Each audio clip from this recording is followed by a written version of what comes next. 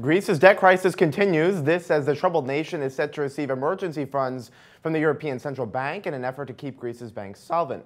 But amid the drama in Greece, should U.S. investors pull money out of Europe? It's a question on the minds of investors. And for answers, let's bring in David Lebovitz, the global market strategist at J.P. Morgan Funds. And David, on one hand, European stocks look attractive amid a massive stimulus by the European Central Bank, which of course traditionally lifts the equity markets as it once did here in the U.S. But for U.S. investors, I mean, do you think keeping money in Europe is worth it given what's going on in Greece? I do think that U.S. investors should maintain their exposure to European markets. It's our view that a default seems relatively likely, but Greece will in fact stay in the euro. So the risk of a disorderly Grexit doesn't really seem to be in the cards from where we sit.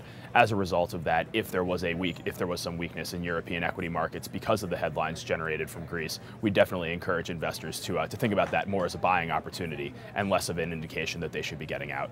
All right, but Greece has this debt payment due to the IMF in less than 2 weeks. Yep. If a deal isn't reached, we just had IMF head Christine Lagarde said that if they don't make the payment, Greece is in default. So wouldn't that increase chances of a Grexit, and wouldn't that have pretty seismic implications across the Eurozone?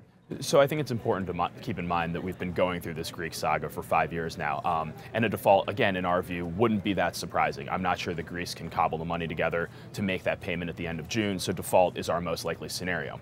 However, when you look at some of the polling that's been done recently, 7 out of 10 Greeks actually want to stay in the European Union, so I think that if there is a default, it'll be difficult to get to that point of Grexit, mostly because the populace there, that's not something that they want. They're happy being part of the EU, and I think that that forces the government to play nicer with the policymakers in Europe. Yeah, all right. So how do you play this? I mean, what are you telling clients who may be worried that the situation in Greece is just too volatile? We're steering clear of Greece from an equity standpoint. I just want to make that clear.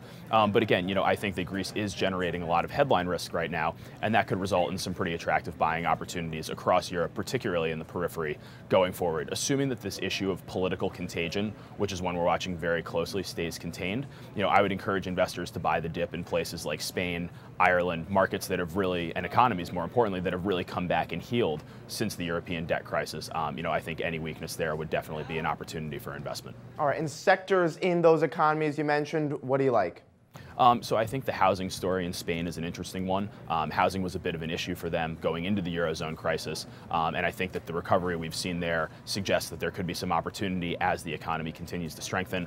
We continue to like financials, I think, with the asset quality review and a lot of the stress tests behind a lot of these European banks. The future is much brighter, and combined with attractive valuations, we think that there's some opportunity there.